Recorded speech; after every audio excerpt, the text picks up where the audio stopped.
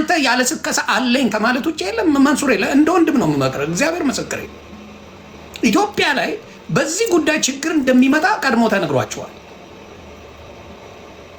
ቡርኪና ፋሶ ገብተህ ኢንቨስት ላደርግ ነው ቡርኪና ፋሶ ብለህ ይህን ሰገጤ ህዝብ ትነደዋል።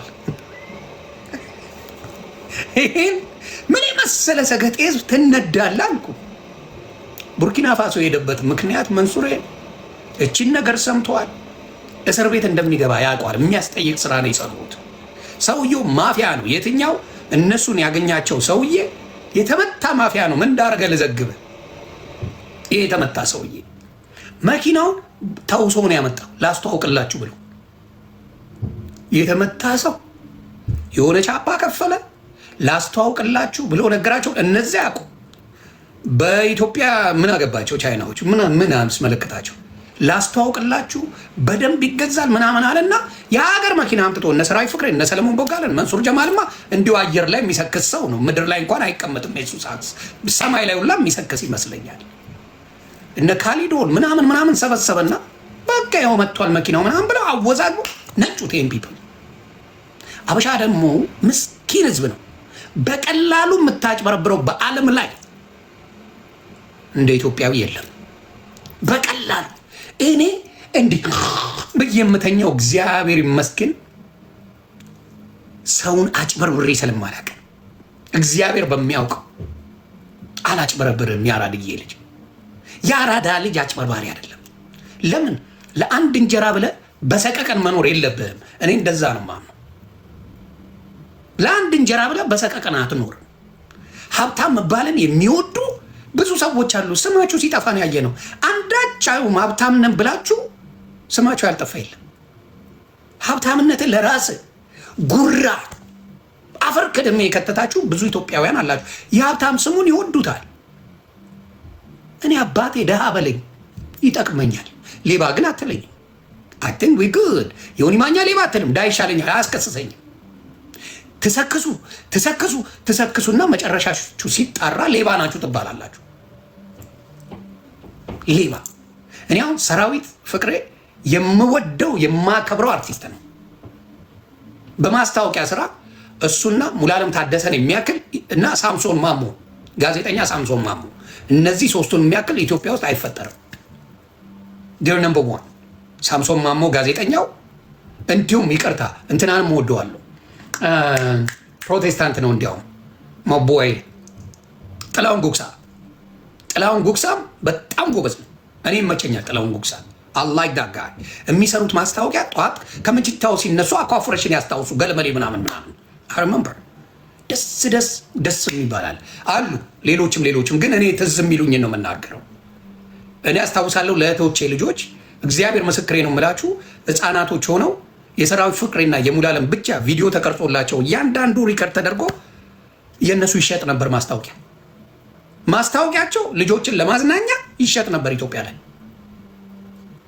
ያን ያህል ማስታወቂያቸው የገነነ ነው። ማጭበርበር እያለ ደፍረው ሰሩ እነዚህ ሰዎች። በፍጹም ሰውየው በአናታቸው ተክሏቸዋል። ሰውየው ማፊያ ነው። ጋሽ ውብሸትም ትክክል እና ማፊያ ነው። እግዚአብሔር ምስክሬ ነው የምለው። ምንድነው ይሄ ሰው መጣ፣ በውሰት መኪና መጣ፣ በቃ ወዲያው ነው የሚደርሰው አለ። አዋከበ፣ ጊዜ ቀነቀጠሮ አስያዘ። ያንን ክፍያ ቀድሞ ከፍሏል። የኢትዮጵያ ሕዝብ ፋርሸት እንደሆነ ያውቃል። በርካሽ የሆነ ነገር ይሸጥላል ሲባል ሮጦ ገንዘቡን የሚሰጥ ነው በእምነት ገስዋት። ይሄ ምስኪን ሕዝብ ተበላ። ለምን? በእኛ ባህል ሰው ማመን አለ። በፊት እኮ አሜሪካን ሀገር የሚኖሩ የድሮዎቹ ሲነግሩኝ እግዚአብሔር ምስክር የሆነ 2000፣ 3000፣ 5000 ዶላርም ለቤተሰብ ስጥልኝ ብሎ ስልክ ነው የሚሰጠው።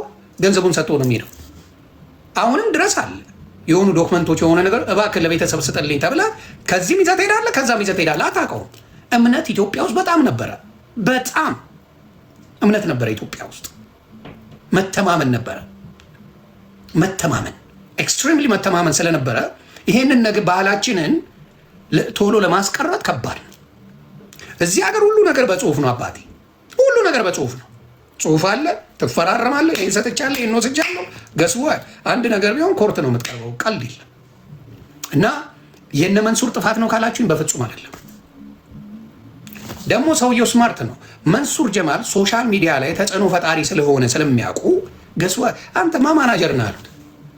የሆነ ፍንቴክ ላይ ምናምን ነገር በቃ ተቀውጠዋል አሉት። መንሱሬ ደግሞ ታውቋታላችሁ፣ ሳክስ ከእሷ ነው የምትገዛው ራሱ። አሁን የሚበልጡት መጡ እንጂ መንሱር ሳክስ ከሱ ነው የሚሸጠው። ሳክስ ይሸጥልሃል መንሱር። ተግባባል። እና መንሱር ደስ አለው። በቃ የሆነ ቻፓ ምናምን ተመቸው።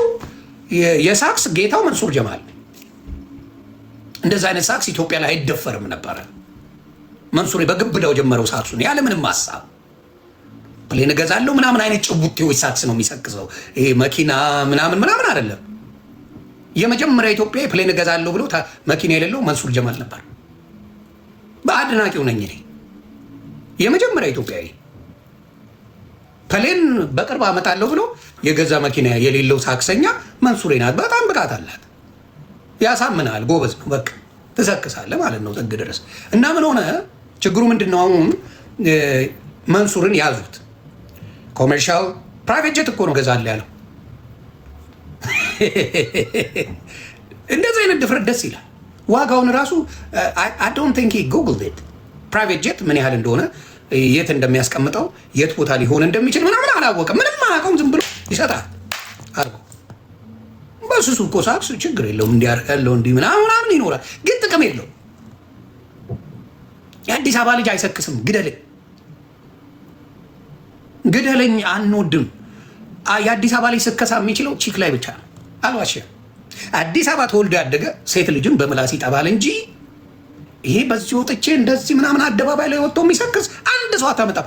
ብሪንግ ወን አንድ የሆነ መላጣ የሆነ ወባ የስ ዌይ ኖ ዌይ የሚባለው ላይ የቀረበ እብድ አለ።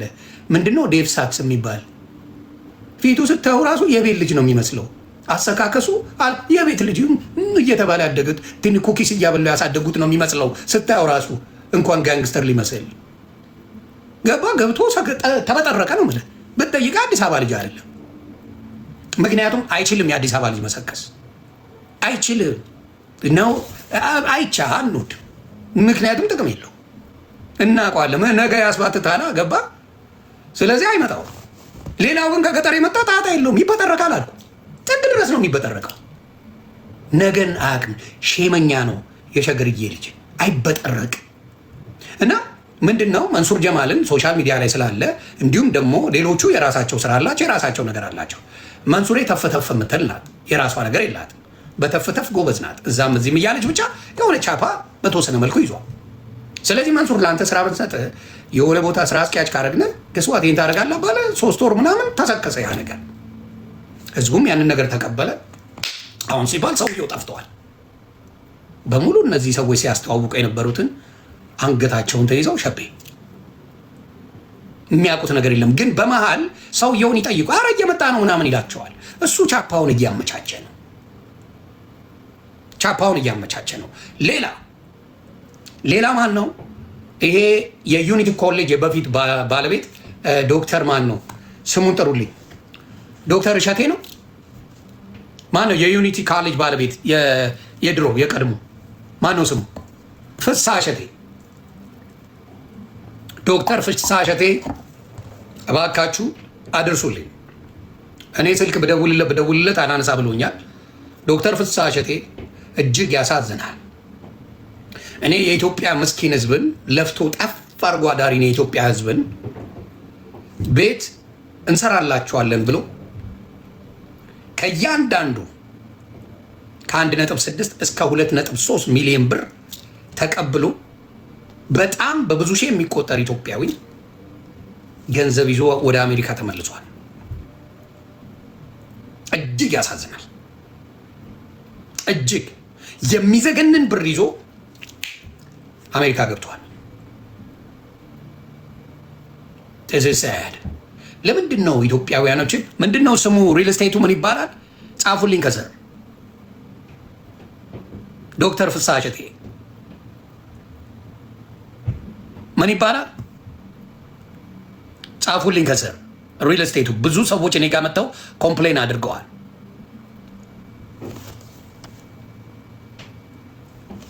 ማን የሚባል ነው? ቆይ አንዴ ፐርፐዝ ብላክ። እሺ ፐርፐዝ ብላክ የሚባል ሪል ስቴት ጀምሮ ከ1.6 እስከ 2.3 እስከ 2.6 ሚሊዮን ብር ቅድሚያ ክፍያ አድርጎ በሙሉ ተረክቧቸው በሺዎች የሚቆጠሩ ኢትዮጵያውያንን ዱቄት አደረጋቸው። በሙሉ ፐርፐዝ ብላክ የሚባል ሪል ስቴት አምጥቶ በሙሉ አድርጎ እኔ ተጠይቄ ነበር። እግዚአብሔር ምስክሬ የሆንዬ ብለው የኔ የሚወዱኝ ጓደኞቼ ቺተራ ሳንቲም ናት ይህን ኢንቨስት አድርገህ እንደ ከዲያስፖራ ሄደን እኔ አላምንም አልኳቸው። አዶን ብሌቭ ከዲያስፖራ ሄዶ እንዲህ ኢትዮጵያ ተወልዶ ያደገ ከሆነ ኢትዮጵያዊ እዛው የሚኖር ከሆነ አምናለሁ። እኔ እመን ካልከኝ ሰንሻር ሪል ስቴትን አምነዋለሁ። ብርሃነ ሳሚ መሰለኝ ሳሚ ብርሃን ነው። ሰንሻር ሪል ስቴት ሰንሻይን ሪል ስቴት ሳሚ ነው አለ። ሳሚሻ ይመችሽ ያራዳለች። ሳሚ በጣም ጎበዝ ነው። ሳሚ ጋር ምንም እንደዛ አይነት ሰፋጣ የለ ምን የለ በሪል ስቴት እና ከድሮም ጀምሮ ለዘመናት ነው የሰራው ኢትዮጵያ ላይ። አንድም ስሙ ሲጠፋ በሪል ስቴት ሰምቼ አላውቅም አንድም ቀን። ሌሎቹም ኢትዮጵያ ላይ የተሰሩ ካሉ ምንም ችግር የለው። እየተሰራ ቢውልድ እየተደረገ ከሆነ ችግር የለው። ቢውልድ ያልተደረገ አይዲያ ላይ ሰው እንዴት ገንዘቡን ኢንቨስት ያደርጋል? መሬቱ ያልተገዛ ምድር ላይ የሌለ ፎቁ ያልተጀመረ ላይ ዋይ ለምንድን ነው ሰዎች እየመጣችሁ እዛ ነገር ላይ የምታደርጉት? ምድር ላይ ያላያችሁትን ነገር ሀሳቡን ብቻ ገዝተናል ብላችሁ ብራችሁን ሙልጭ የምትደረጉት ለምንድን ነው? ስለዚህ ሻራውቱ ሳሚ ሪል ስቴት ሰንሻይን ሪል ስቴት ታንክ የኢትዮጵያ ሕዝብን በትክክል ለኢትዮጵያ ሕዝብ ኢንቨስት አድርገ የቤት ባለቤቶች ስላደረግ ታንክ ዩ አሳሎች ማብረ በጣም እናመሰግናለን። እግዚአብሔር እጥፍ ድርቡን ጨምሮ ይስጥ። ገንዘብ የሰው ገንዘብ የለብህ ምን የለብህ እና እጅግ አድርጌ አመሰግናለሁ። ሌሎችም ሊኖሩ ይችላሉ። እኔ ግን እስከማውቀው ከድሮም ጀምሮ ዴንቪ ኤሪያ ነበር የሚኖረው ሰንሻይን ሪል ስቴት ተብሎ ኢትዮጵያ ጭምር ኢትዮጵያ ላይ ብዙ ነገሮች የሚሰሩ ናቸው። የሳሚ ሪል ስቴት ሰንሻይን ሪል ስቴት ማለት ነው። ስለዚህ ምናልባት ዲያስፖራ ከሆናችሁ ኢትዮጵያ ላይ የሆነ ነገር አደርጋለሁ ካላችሁ እዛው ላይ ሶርስ ያላቸው ምን ያህል ጊዜ የቆዩ መሆናቸውን ቼክ ሳታደርጉ ምን አትበሉ፣ አትበሉ። ስለዚህ ዶክተር ፍስሐ እሸቴ ፐርፐዝ ብላክ የሚባል ሪል ስቴት አምጥተህ በሚያሳዝን ሁኔታ የኢትዮጵያ ሕዝብን ዘርፈሃል ነው የተባልከው። ዮኒ ማኛ እያለ አይደለም። እኔ ጋር ብዙ ሰዎች ኮምፕሌን አድርገዋል። ስለዚህ በአሜሪካን ሀገር ልንከሰው ነው የሚል ነገር ስለሰማው ቀድሜ ልንገር ብዬ ነው። አሜሪካን ሀገር ይህንን ነገር ልንከሰው ነው። እሱ ምንድን ነው ሲስተሙን ያደረገው ምንድን ነው? በጣም በሚያሳዝን ሁኔታ አሜሪካን ሀገር ባንክራፕሲ እንትን ሊል ነው፣ ፋይል ሊያደርግ ነው። ስማርት ባንክራፕሲ ፋይል ያደርጋል። እዚህ ሀገር ደግሞ ባንክራፕት አደረክ ማለት ምንም ብዙ አትጠየቅበትም፣ ትንሽ ነው የምትከፍለው። ያንን ሁላ ጥርግ አድርጎ የኢትዮጵያውያን ምስኪን ሰዎች ጥርግ አድርጎ ገንዘብ ወስደው እዚህ መጥተው አላየውም። በጣም ደስ ይላል። በጣም ያሳዝናል። ይቅርታ በጣም ያሳዝናልም ያሳፍራልም። ስለዚህ ይሄንን ነገር ዶክተር ሻዘቴ የሰው ብር ወስደ ምግብ አይሆነ ሌባ እየተባልክ መኖርን የሚያህል የሚሰቀጥጥ ነገር የለም። አጭበርባሪ ይህ ማሳክሳ ነው አትመነው ተብለ የምትኖረው ባይበላ ቢቀርስ እኔ እኮ ሰውን ሊናውን በዛ ደረጃ ለምን ይሸጣል? አሁን እኔ እግዚአብሔር ምስክሬ ተታለው ነው የምለው። እነዚህ ሰዎች እነ መንሱር ጀማልን ከወሰድካቸው አርቲስቶቹ ተታለዋል። ሰውየው አታላቸዋል። ፐርፐዝ ብላክ ሪል ስቴትም ደግሞ አጭበርብሯል። ህዝብ እጥብ ነው ያደርገው። አምታወቅን ባውት አንተ ወደ 2 ቢሊዮን የኢትዮጵያ ብር ነው የዘረፈው። አይገርም?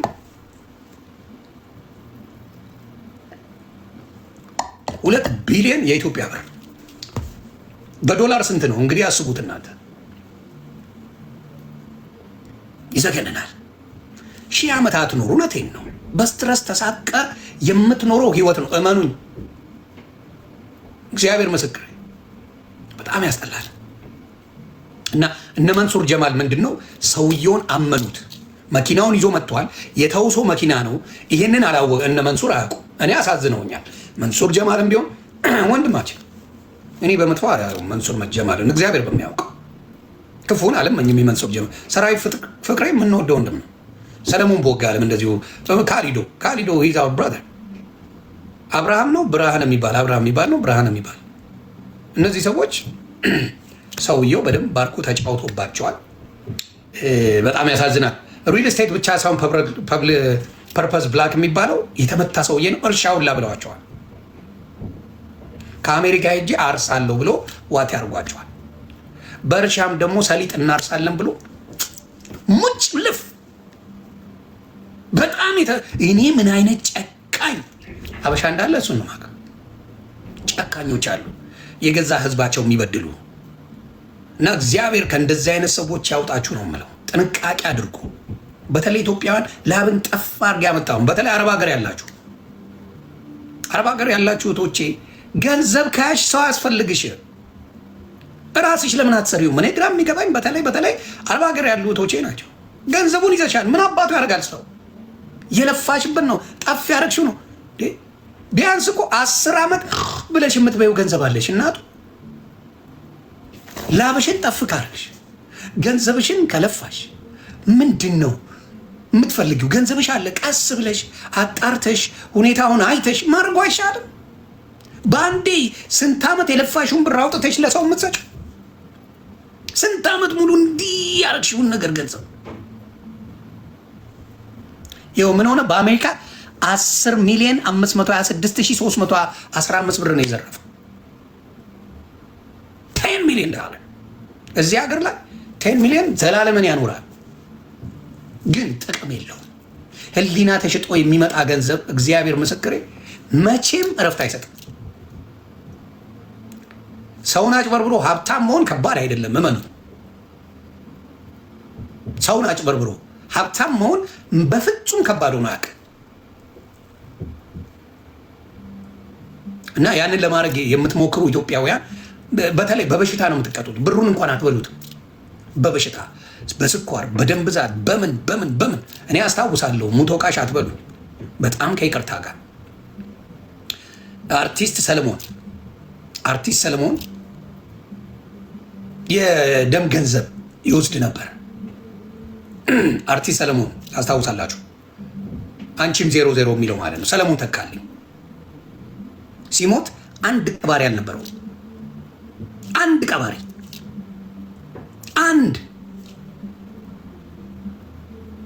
ስለዚህ አንድ ቀባሪ የለም። እኔ ወዳጅ አይደለም ጠላቴ ቀብረኛል። ዮኒ ማኛ ሞቷል አልሞተም ብሎ ቼክ ያደርገኛል። ግን ለመቀበር ራሱ እኔ ሬሳይን ራሱ አልፈልገው። ባር ላይ ሄደህ ታይኛለህ። ፓሲፊክ ውቅያኖስ ላይ ሄደህ ነው የምታይኝ። የኔ ሬሳ አታገኘው። ለቀብር ራሱ እንዳልመች ነው ማድረግ። የኔ አባት አልመች።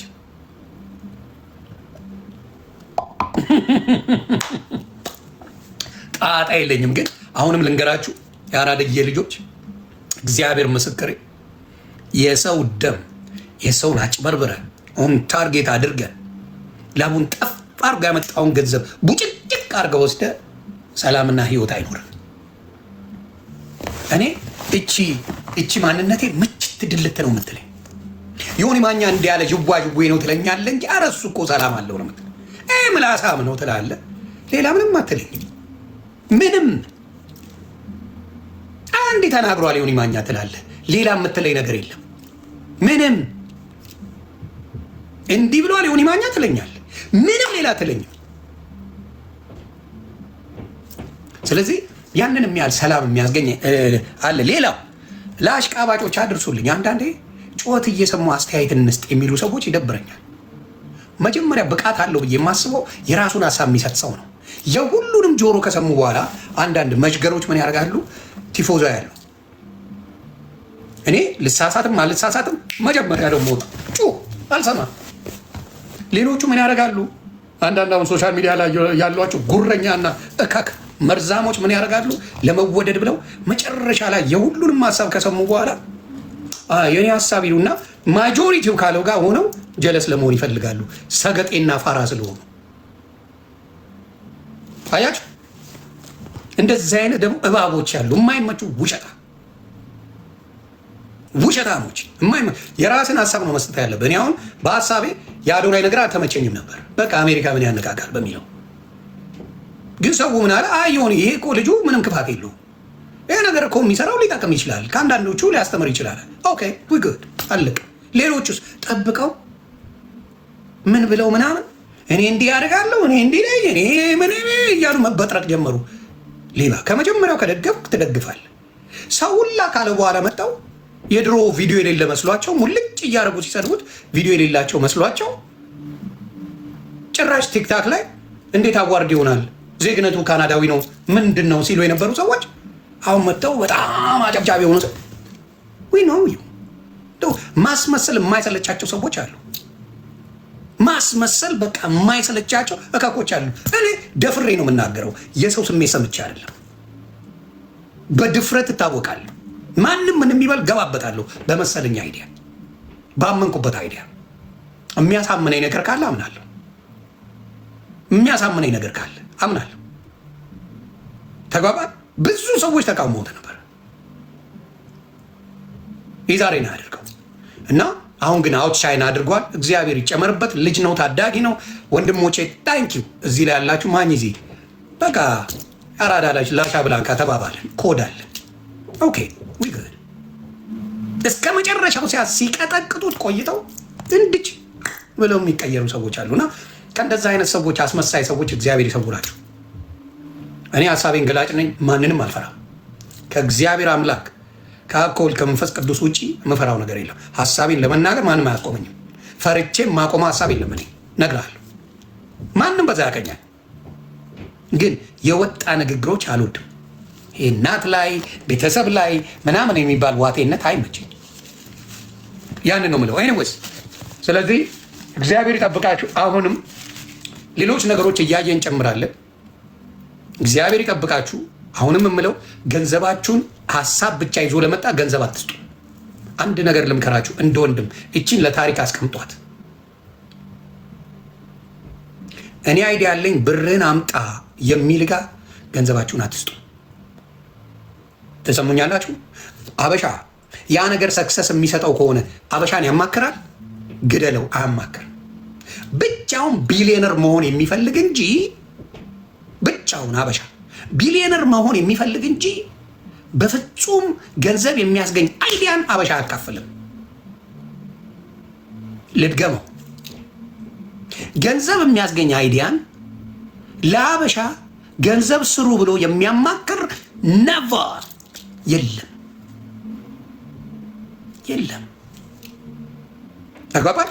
ስለዚህ ቢኖረው ኖሮ ገንዘብ የሚያተርፈው ከሆነ ብዙ ነገር የሚያገኝበት ከሆነ አበሻ ጸጥ ብሎ ሲቆረጥም ነው የምታገኘው። ጸጥ ብሎ ገንዘቡን ሲሰበስብና አበሻ ላይ መጥቶ ለመበጥረቅ የሚያደርጉ ናቸው። ተግባባል። አሁን ዲጂታል ማርኬቲንግ ቲክታክ ላይ የጀመሩ ሰዎች አሉ። ጥሩ ነው መጀመራችሁ። ግን እናንተ ሜክ አረጋችሁትና ልንገራችሁ፣ ዲጂታል ማርኬቲንግ የምትሰሩ ወንድሞችም እህቶችም አላችሁ እዚህ ጋር። ዲጂታል ማርኬቲንግ የእናንተ ኦፕሬት አድርጎ በደንብ መስራት ጀምሯል። ክላሪፋይ አድርጉላቸው። እዚህ ጋር መመዝገቢያ ብቻ ነው፣ ከዛ በኋላ ቀላል ነው አትበሏቸው ፕሊዝ። በዚህ ምድር ላይ በቀላሉ ገንዘብ ተሰርቶ አይታወቅም። ነቨር። በቀላሉ ገንዘብ የለም። ይህ ሁላ ሰው ለምን ይታሻል?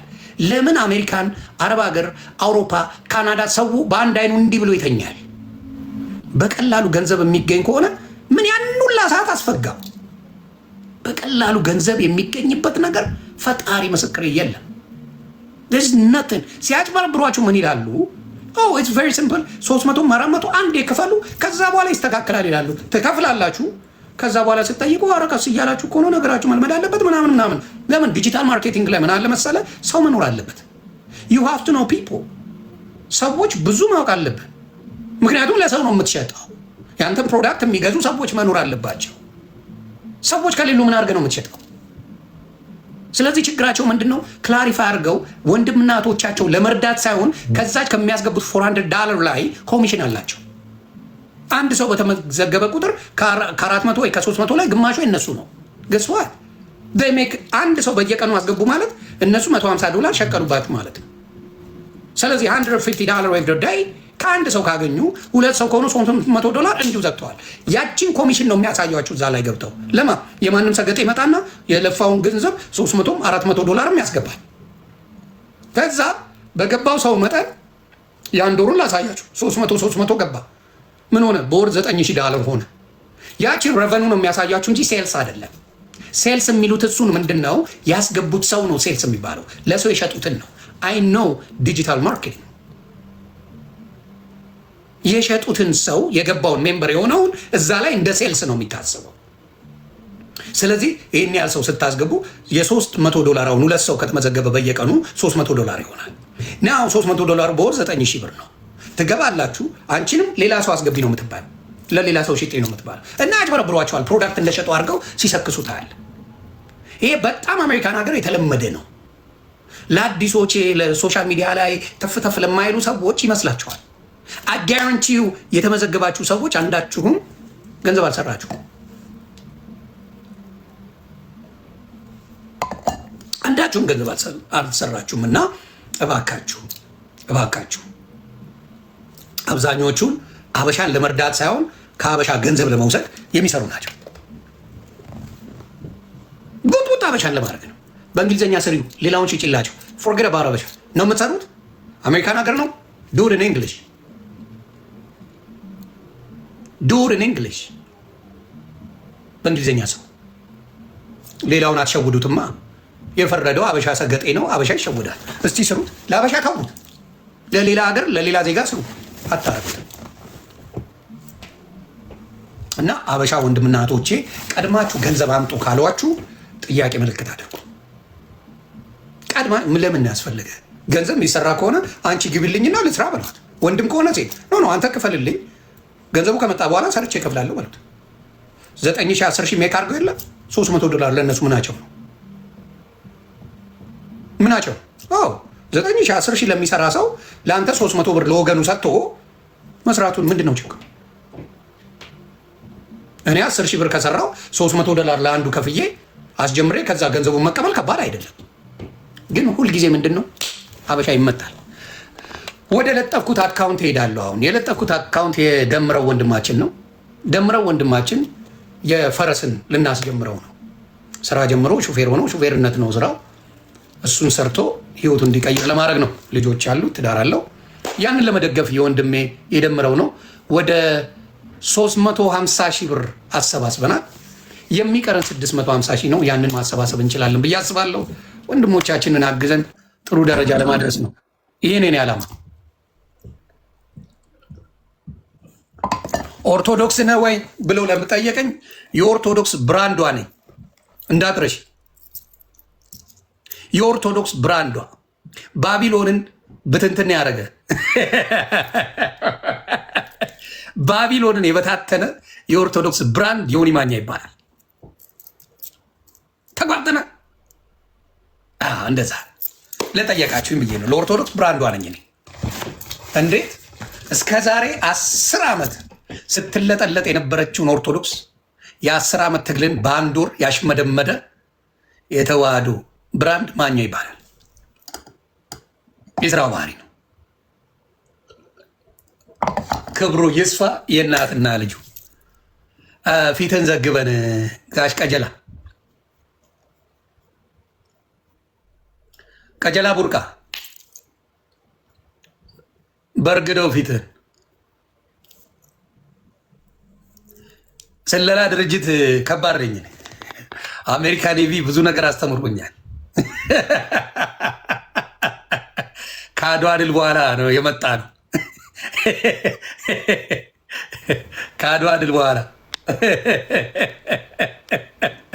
በዝረራ ከአድዋ ድል በኋላ የመጡትን በዝረራ ሸኝተናል። ምንም ማድረግ አይቻልም። እርስ በራስ አሁን ጓ እየተደራረጉ ነው።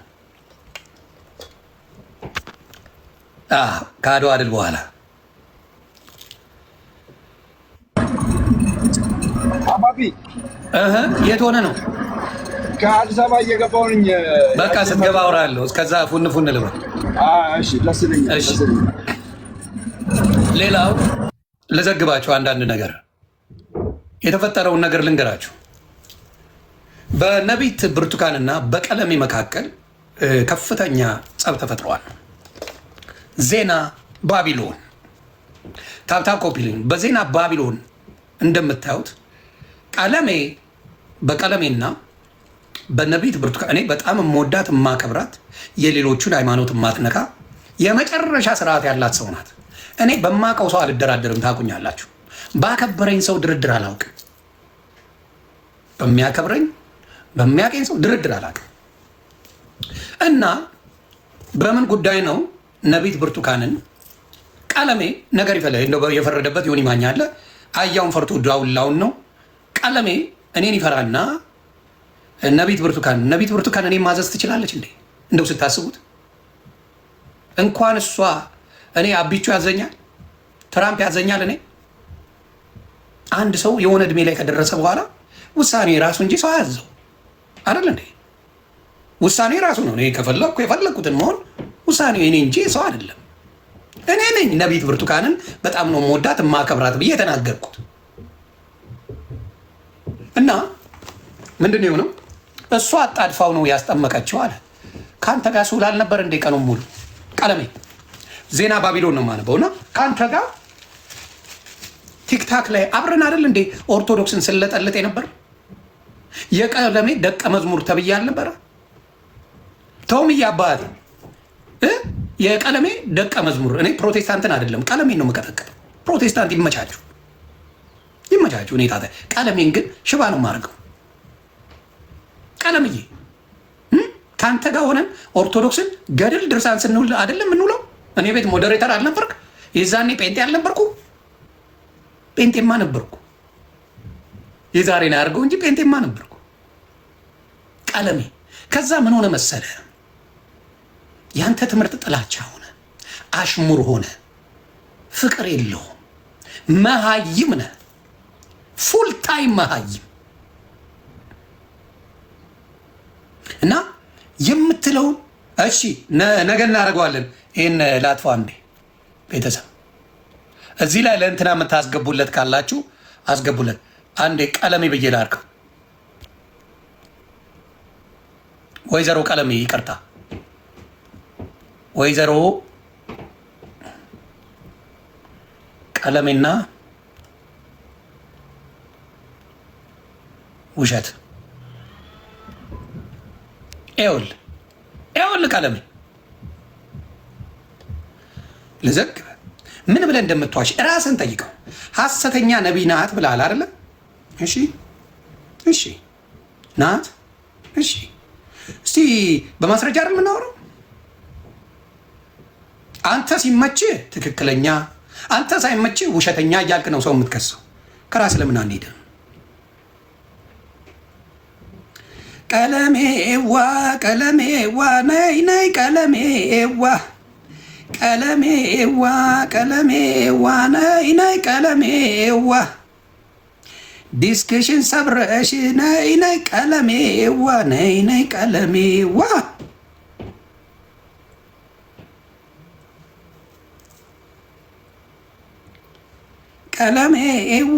ቀለሜዋ ነይ ቀለሜዋ ዲስክሽን ሰብረሽ እየተንፏቀቅሽ ነይ ቀለሜዋ ገድልና ድርሳን አናትሽ ላይ ቤት ሰርቶ ቀለምዬ ዲስኩ በአናትሽ ወጣ። ኤኒዌይስ ታፕታፕ ኮፒ ሊንክ ቤተሰብ ወደ ገድለው ስንገባ ማን ነው ውሸተኛ?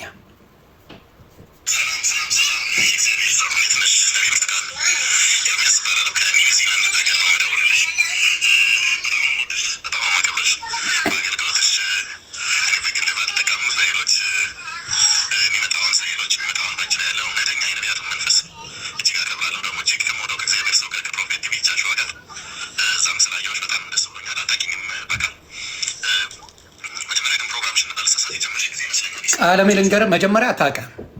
አንተ ነው የሄድክባት። አታውቅም፣ እኔን አታውቂኝም ብላል። እውነት ነው ቀለምዬ። ነቢት ብርቱካን ከነ መፈጠር ከነ ዲስክ አታውቅም። አንተ ነህ ስልኳን አፈላልገ ምንሆን አልፈላልገ የሄድከው። ቀለምዬ ልዘግብ ብዬ ነው እንድታውቀው ብዬ ነው። ከረሳ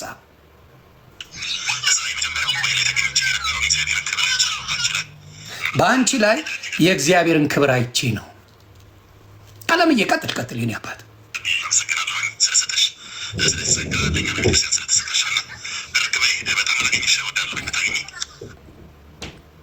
ይሄ ነው ታሪኩ። እንግዲህ ይቀጥል።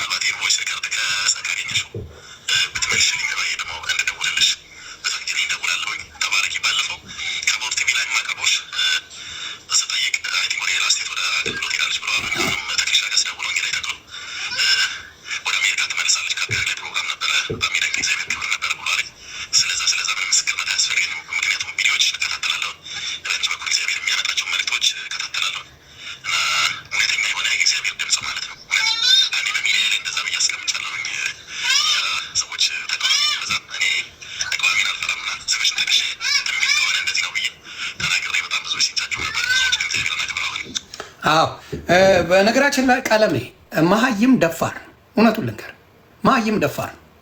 እሷ የምትታወቀው ባመነችበት ነገር ላይ ፎከስ አድርጋ የምትሰራ እህት ናት። እግዚአብሔር በሚያውቀው ባመነችበት ላይ የሌላ ሃይማኖትን ሳትነካ የሌሎችን ሳትነካ በገባት ክርስቶስ ለእኔ አዳይ ነው ብላ ባለችው የራሷን ነገር እያደረገች ነው። ታላላቅ ትንቢቶችንም ኢትዮጵያ ላይ ተናግራ የደረሰ ነው፣ አይተናል። መዋሸት አልችልም እና ይሄን ነገር ነው አንተ ነው የሄድከው መጀመሪያ እሷ ጋር እና በጣም በሚያሳዝን ሁኔታ አንተ ምንድን ነው የምታደርገው? ከአንተ የጴንጤዎች አዛዥ ነኝ የሚል መሀይም ዶማ አንተን አየው። በእኔ በኩል ካልሆነ እኔ ካልቀጠቀጥኳቸው እኔን እሺ ካላሉ ከኔ ጋር ወዳጅነት ከሌላቸው ክርስትና የለም እታገላለሁ ትላለህ። ማን አባት አገልልኝ አለ? ክርስትና ትግል ነው እንዳይ አይደለም። ክርስትና ስብከት ነው። ክርስትና ማለት ፍቅር ነው።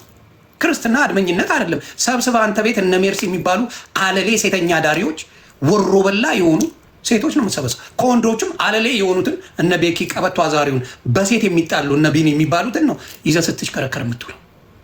ሌሎችም አሉ፣ ስማቸው መጥራት ስለማልፈልግ ነው። እነሱን ይዘህ እየዋልክ ስለ ጌታ መስበክ አይከብድም እንዴ? በድሮ ህይወታቸው አይደለም በአሁኑ ነው እኔ የምወቅሳቸው። ለምን መሰለህ? ኦርቶዶክስ ከነ ምናምኗም ኳሊቲ አላት። እናንተ ኦርቶዶክስን የምትመዝኑት በምን መሰለ? በህዝቡ ነው። እኛ ደግሞ ጴንጤን እኔ የምመዝነው በፓስተሮቻችሁ ነው። ምዕመንና ፓስተር እንኳን ለይታችሁ ማታውቁት እናንተ የምትመዘኑት በምዕመናን እኮ አይደለም። የጴንጤ ምዕመን ይመቸኛል፣ ይደላኛል። የእናንተ አጥፊዎቹ ወንጌል ሰባኪዎቹ ናቸው። this is the saddest truth። የጴንጤ ውርደቱ አስተማሪዎቻቸው ናቸው፣ ተማሪዎቹ አይደሉም። ተማሪማ ምን ያደርግ አባቴ? ተማሪ ምን ያደርግ? ተማሪ ምን አጠፋ? ያልከውን እሺ ብሎ ይቀበላል። አጥፊው እኮ እናንተ አስተማሪዎቻችሁ ናቸው። that's the saddest truth እናንተ ጋር ያለውና ብዙ መሰናከል ያለው ብዙ ሰዎች የሚገቡበት ያጡት ይሄ ነው። ለምሳሌ አንድ መሴጅ ደረሰኝ፣ ስም አላነብም፣ እግዚአብሔር በሚያውቀው ምር ያላቸው ሰዎች መሴጅ አድርጉኝ ላሰማችሁ ሳይሆን በጽሁፍ ነው ላንብላችሁ። እግዚአብሔር በሚያውቀው በመማረር ያለውን ነገር ምን ብለው እንደጻፉልኝ እኔ ላሰማችሁ ላንብላችሁ። ምክንያቱም ንባብ የምታውቁት ይመስለኛል። ምን ሆነ መሰላችሁ? ዮኒ ምን እንዳስጠላኝ ታውቃለህ? እኔ የኢየሱስ ተከታይ ነኝ። በገባኝ መጠን በተረዳሁት ኢየሱስ ክርስቶስን ወድጄና ፈቅጄ የምከተል ነኝ። ነገር ግን አሁን እያንዳንዱ ነገር አስጠልቶኛል። የተከተልኩት ሳይሆን የጴንጤው ማህበር እንዴት መስተካከል እንደሚቻል አላውቅም። አንድ ኢየሱስ የነሱ ብቻ ይመስላቸዋል። አንደኛው። ሁለተኛ ስራ ትተህ ሁልጊዜ ቸርች መገኘት አለብህ ይላሉ። ሶስት በምንም ምክንያት የሌላ እምነት ተከታይ አብሮ ከታየ በቃ እንደ ኃጢአተኛ ማየት፣ እርስ በርስ መተቻቸት፣ አለመቀባበል፣ አንዱ ሲወድቅ ከውድቀቱ እንዳይነሳ መጣጣር እና በእውነት እንደ ዘንድሮ የእግዚአብሔርን ስም አሰድበነው አናውቅም። የኛ ይሁን ለታዳጊዎች ልጆቻችን የትኛውን ክርስቶስን ገልጠን እናሳያቸው። እኔ በጣም በዚህ ጉዳይ ከፍቶኛል። ሁሉም የኔ አንደኛ ነው ይላል። እንዲያው ክርስቶስ ግን ከህይወታችን ሄዷል።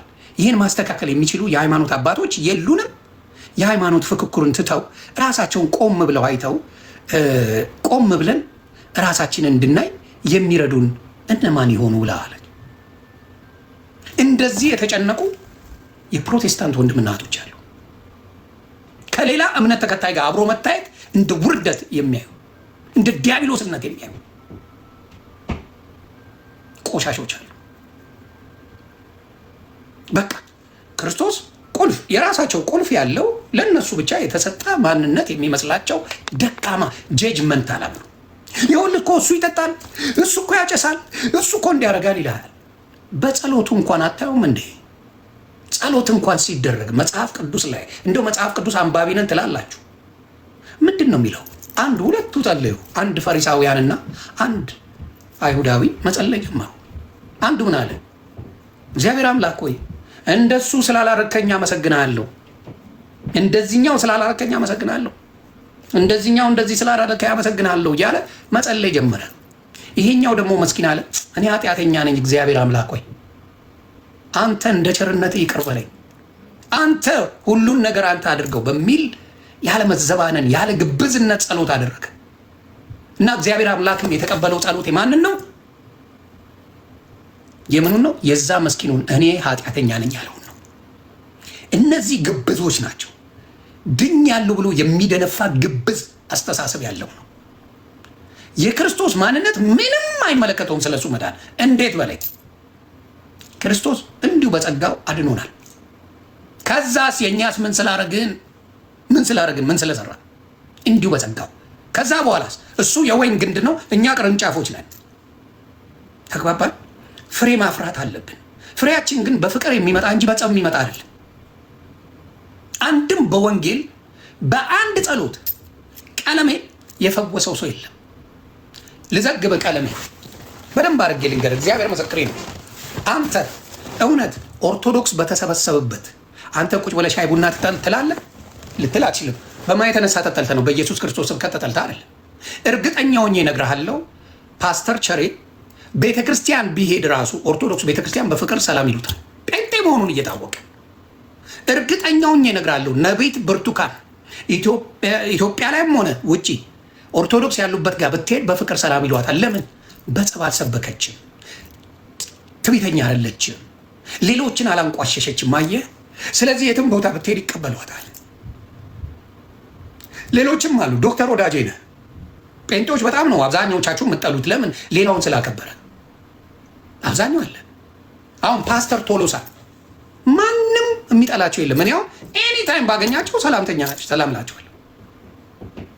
ጥላቻን የሰበክ ጊዜ የሌላውን እምነት እስፔሻሊ ዓለም ላይ ከ10 ሺህ በላይ ሃይማኖት እያለ አንድ ሃይማኖት ላይ ፎከስ ማድረግ ምን አይነት ጥላቻ እንዳለ ማሳያ ነው።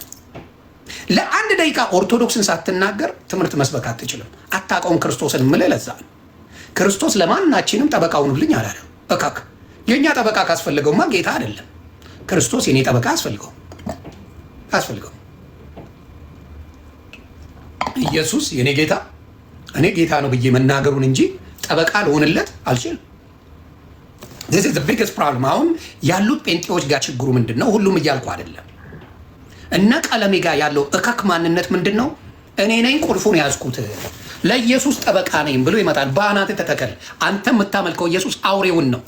ደግሜ ልንገርህ፣ አንተ የምታመልከው አውሬውን ነው። ፍቅር የማያውቀውን ኃይለኛውን፣ ጸበኛውን፣ ተደባዳቢውን፣ ሐሰተኛውን ኢየሱስ ታውቀዋለህ። ፍቅርን የሚሰብከውን ኢየሱስ አንተ ጋር ገና አልመጣም፣ አታውቀው። አመፀኛውን፣ ትቢተኛውን፣ ተደባዳቢውን ኢየሱስ ታውቀዋለህ።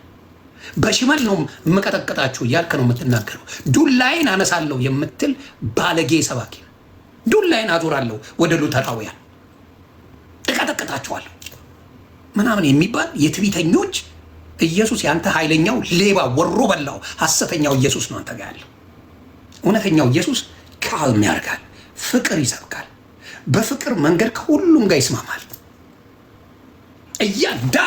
ዳር ነው ማሲዝ ይላል። መጣ ዳር አስይዛለሁ በዚህ ከመጣ ምናምን። ይሄ መሀይም ስትሆን የምታስተምረው ስብከት ነው።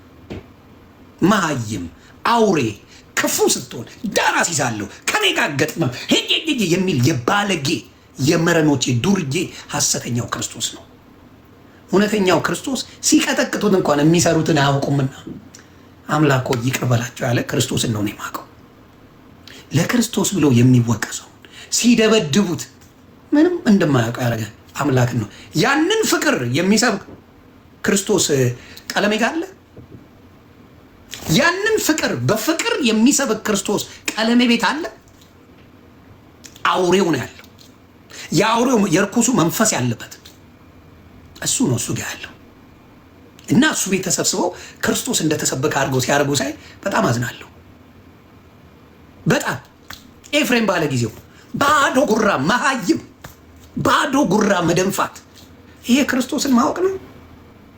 ማርያምን ወደዷት እኮ ማርያምን ወደዷት። ግጥም ከማንም ሴት በላይ ለእኔ ቅድስት ድንግል ማርያም ልዩ ስጦታዬ ናት። ለዮሐንስ ይኸው እናት ብሎ አለው። ለዮሐንስ ከሰጠ ለእኔ እናት ላትሆን ነው እንዴ? መልአኩ መጥቶ የተባረክሽ ነሽ። ኤልሳቤጥ ጻድቅ የሆነች ሴት የጌታዬ እናት ወደ እኔ ትመጣ ዘንድ እንዴት ይሆንልኛል ብላ ነው ክብሯን ከፍ ያደረገችው።